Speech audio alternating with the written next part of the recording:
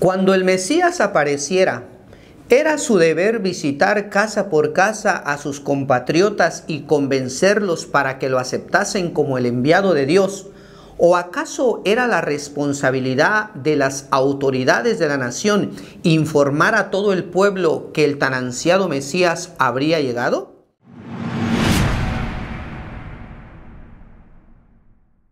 A lo suyo vino y los suyos no le recibieron. Mas a todos los que le recibieron, a los que creen en su nombre, les dio la potestad de ser hechos hijos de Dios. Evangelio que lleva el nombre de Juan, capítulo 1, versículos 11 y 12. Estos textos bíblicos, como tantos otros, han sido muy mal enseñados y por tanto muy mal comprendidos por la mayoría de nuestras iglesias hoy. Porque a partir de esos pasajes se tiene la idea que Yeshua, Jesús, como lo conoce la mayor parte del mundo, fue enviado a los judíos, pero que como los judíos no lo aceptaron, entonces el Señor se buscó como seguidores a personas de otros pueblos para comenzar la iglesia. Una idea muy popular, por cierto, pero también que está muy lejos de la verdad. La primera redención que vivió el pueblo de Israel fue cuando el Creador, bendito sea, los liberó de la esclavitud de Egipto. Para ese trabajo, el Creador comisionó al profeta Moisés. Le habló a través de una zarza en el desierto y dentro de todas las instrucciones que el Creador le da al profeta Moisés son las siguientes. Ve a Egipto y reúne a los ancianos de Israel. Así está escrito en Éxodo capítulo 3. Y le dice Dios a Moisés, una vez que reúnas a los ancianos de Israel, haz delante de ellos estas señales que yo te estoy dando. Las señales consistían en lo siguiente. Primero, Moisés metería la mano en su seno y su mano saldría blanca por la lepra. La segunda vez volvería a introducir su mano en su seno y esta vez su mano saldría completamente restaurada. También tenía que arrojar su vara en el suelo para que se convirtiera en una serpiente. Estas señales Moisés debía hacerlas no delante de todo el pueblo en Egipto, no. Únicamente delante de los líderes, de los sabios, de los protectores de la nación. Y cuando ellos se convencieran de la legitimidad del llamamiento divino a Moisés y que él era el aprobado por Dios para que fuera su caudillo y su libertador, entonces serían esos líderes, esos sabios, esos ancianos, los que se encargarían de informar a todo el pueblo en general que el tiempo para salir de la esclavitud había llegado. Así lo hizo Moisés. Los ancianos se convencieron de que realmente Dios se había encontrado con Moisés y le había comisionado para ese trabajo único. Y así fue como todo el pueblo en Egipto llegó a saber que debían de prepararse para su salida inminente. Así pues, aunque Moisés en verdad recibió una encomienda divina, en verdad Dios le apareció y le comisiona para un trabajo, pero él no iba a ir casa por casa de los hijos de Israel en Egipto para que lo aceptaran como su líder, no, sino que él solamente debía hablar con los líderes de la nación y ellos a su vez debían de informar a todos los demás que el momento para partir había llegado. Similarmente, cuando el Mesías prometido a Israel hiciera su arribo, él no iba a ir casa por casa o aldea por aldea para convencer a sus compatriotas que él era el enviado de Dios y que debían de aceptarlo como el Mesías prometido. No.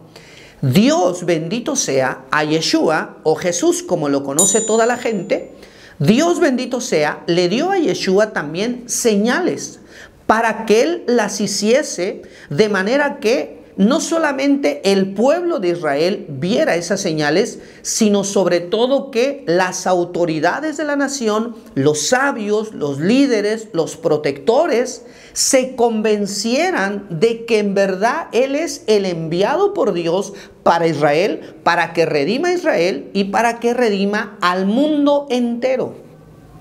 Y cuando las autoridades se convencieran de esa verdad, es que las autoridades tenían que informar al pueblo en general que el Mesías, el hijo de David prometido, había llegado. De manera entonces que en los días de su vida, Yeshua no solamente que fue un experto en la enseñanza de la Torá, no solamente que fue un profeta verdadero como Moisés y aún más elevado su nivel, sino que cada uno de los milagros que él realizó por la mano de Dios estaban diseñados para que los líderes de la nación comprendieran la legitimidad de su llamamiento divino. Así está escrito en las memorias apostólicas, en el evangelio que lleva el nombre de Marcos, que en una ocasión vino un hombre llamado Jairo, que era el principal de una sinagoga, y se hincó delante de Yeshua y le dijo: Maestro, por favor, ven a mi casa a sanar a mi hija porque está gravemente enferma. En lo que el Señor iba con este principal, una multitud iba siguiendo también a Yeshua. Y en algún momento en su caminar vienen unos enviados de la casa de Jairo y le dicen: Jairo, tu hija ha muerto, no molestes más al maestro. Pero Yeshua le dice a Jairo: no temas, cree solamente. En eso viene una mujer que, dice la Biblia, por 12 años había padecido hemorragias de sangre y había gastado todo cuanto tenía en médicos, pero nada le aprovechaba, sino que su salud se deterioraba cada vez más. Esta mujer, cuando escuchó hablar de Yeshua, dijo: si yo tan solamente tocara el borde de su manto, tendré sanidad. Se abrió paso entre la multitud, logró tocar a Yeshua, y entonces Yeshua hace esa pregunta a sus discípulos: ¿quién me ha tocado? Sus discípulos le dijeron: Señor, toda la gente te aprieta y tú nos preguntas quién te ha tocado. Pero él dice: yo he sentido que poder salió de mí, así que alguien me ha tocado de una forma extraordinaria. Y entonces la mujer, con vergüenza y con timidez, vino y contó delante de todos su historia. Qué importante es comprender que ese milagro sucedió precisamente cuando Yeshua iba en compañía de un hombre principal de la sinagoga, porque Jairo, como líder, sabía las implicaciones que tenía el hecho de que una mujer en estado de impureza tocara a una persona, en este caso a Yeshua. Está escrito en el libro de Levítico, Vaikra en hebreo. En ese libro de Levítico está escrito que en este caso, cuando una mujer padecía hemorragia, ella no podía no solo tocar a una persona, sino que una persona que estaba en un estado de pureza tenía completamente prohibido incluso sentarse en el lugar a donde esta mujer impura hubiese estado sentada con anterioridad. Por supuesto, no podía tocar alguna prenda de ella, es decir, tenía que haber una separación completa y absoluta. Entonces, una mujer o una persona en general en estado de impureza tenía completamente prohibido tocar a una persona pura, en este caso, como esta mujer tocó a Yeshua. En las memorias apostólicas, en el evangelio que lleva el nombre de Marcos, capítulo 1, de los versículos 40 en adelante, que vino un hombre leproso, le hizo una reverencia a Yeshua y le dijo: Maestro, si tú quieres, puedes limpiarme. El maestro le dijo: quiero. Sé limpio. Al instante, Yeshua tocó al hombre leproso y la lepra se fue inmediatamente de su cuerpo. Y Yeshua le dice a este hombre: mira, no le platiques a nadie la forma en la que tú has sido sanado, sino ve y presenta la ofrenda que mandó Dios en la ley de Moisés para que sirva de testimonio a ellos. Lógicamente, que cuando el hombre que ha sido sanado de la lepra fuera con un sacerdote y le dijera: aquí traigo la ofrenda que ordenó Moisés porque yo he sido sanado de lepra, el sacerdote le iba a preguntar: ¿y quién te dijo a ti que tú has sido sanado de lepra? Porque la ley de Dios dice en el libro de Levítico que únicamente los sacerdotes eran los que tenían el poder y la autoridad para declarar cuando una persona realmente había sido sanada de esa enfermedad o cuando la persona había sido afectada y cuánto tiempo había que aislarla. Esa autoridad la tenían únicamente los sacerdotes. De manera que el sacerdote, al tener la ofrenda en sus manos, le preguntaría al hombre: ¿cómo sabes que te sanaste? ¿Quién te dijo que estás sano? Y aparte le preguntaría: ¿cuál fue el método? ¿En qué tiempo él se sanó? El hombre le iba a decir: es que Yeshua me tocó con su mano y entonces la lepra se fue de mi cuerpo. Y eso también tenía implicaciones muy serias, porque cuando una persona estaba enferma de lepra, también era considerada impura y tenía completamente prohibido tocar a otra persona. De hecho, encontramos en el segundo libro de los Reyes, capítulo 5, una historia de un general sirio llamado Naamán, que era leproso. Él vino de su tierra a la patria de Israel buscando al profeta Eliseo para que éste le sanara de su lepra. Y entonces, cuando Eliseo supo de la llegada de ese general sirio, le mandó unos mensajeros que le dijeron: zambúllete 7 veces en el río Jordán y tu cuerpo se restaurará. El general sirio se molestó y él dijo: yo pensaba que al llegar a la tierra de Israel, el profeta saldría a recibirme, que se pararía delante de mí, invocaría el nombre de su Dios, me tocaría y entonces la lepra se iba a desaparecer de mí.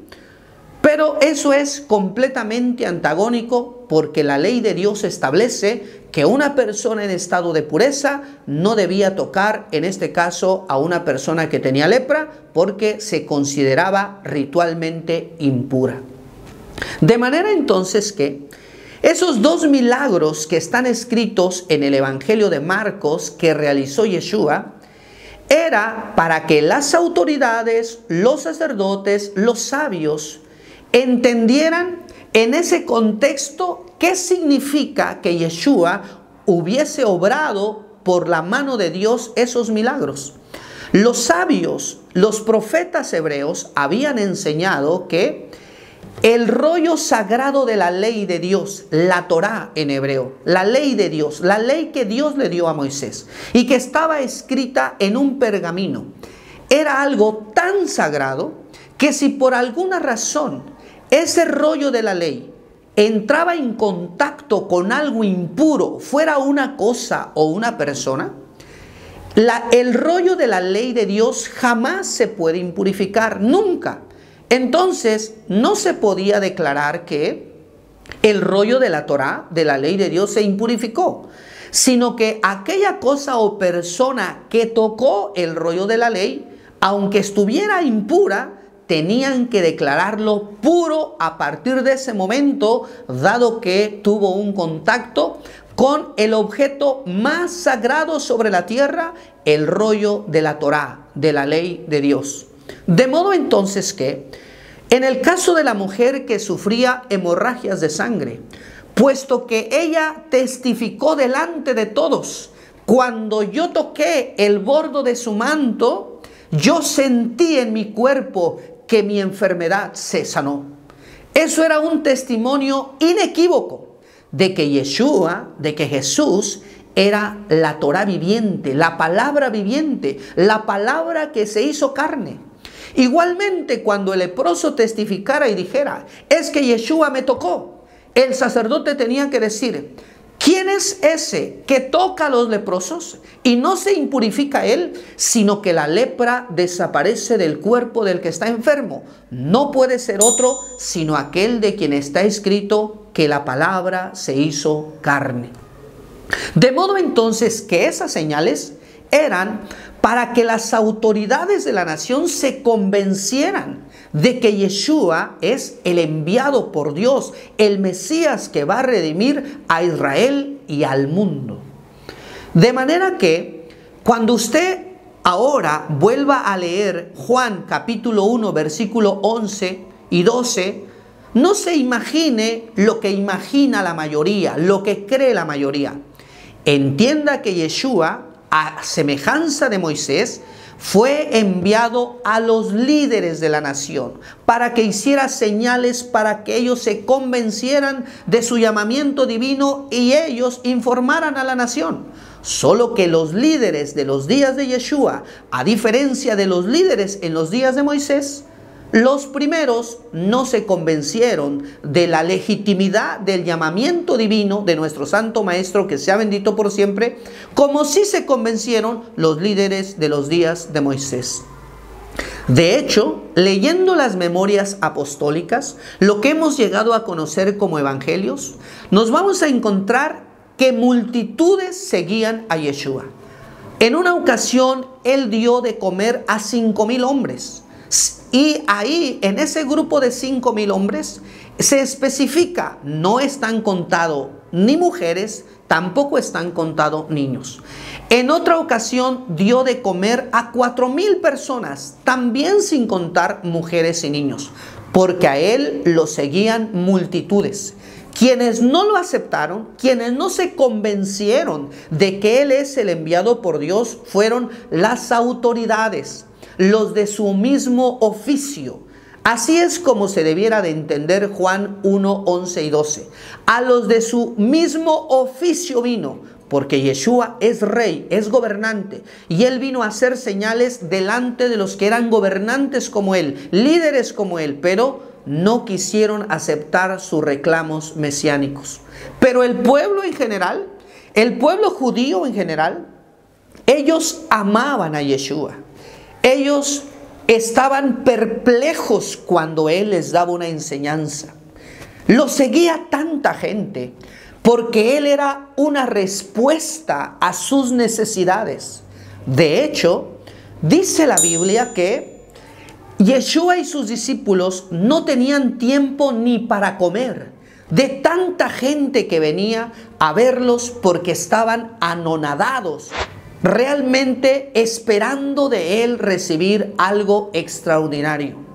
Por eso cuando los líderes planearon entregarlo a los romanos para que ellos lo condenaran a muerte, dicen las memorias apostólicas que los mismos líderes dijeron, vamos a entregarlo, pero durante la noche, cuando el pueblo no se dé cuenta.